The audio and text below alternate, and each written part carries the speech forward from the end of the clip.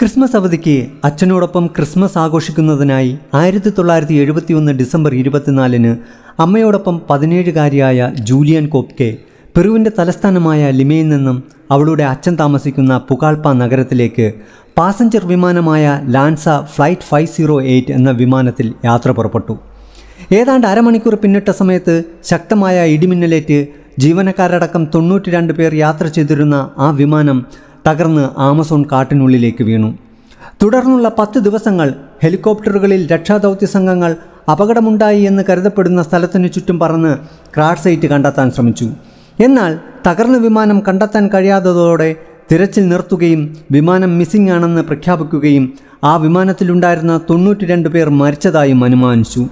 എന്നാൽ 11-ാം ദിവസം ഒരു സുന്ദരിയായ 17-കാരി ആ വിമാനാപകടത്തിൽ നിന്നും രക്ഷപ്പെട്ട് ആ ആമസോൺ കാട്ടിലെ വന്യതയെ അതിജീവിച്ച് പുറത്തെത്തി.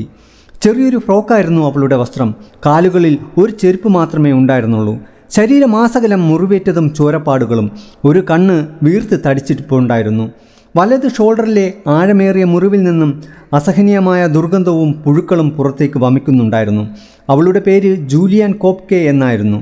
മുഴുവൻ വീഡിയോ ഈ ചാനലിൽ അപ്ലോഡ് ചെയ്തിട്ടുണ്ട്, കാണാൻ മറക്കരുതേ.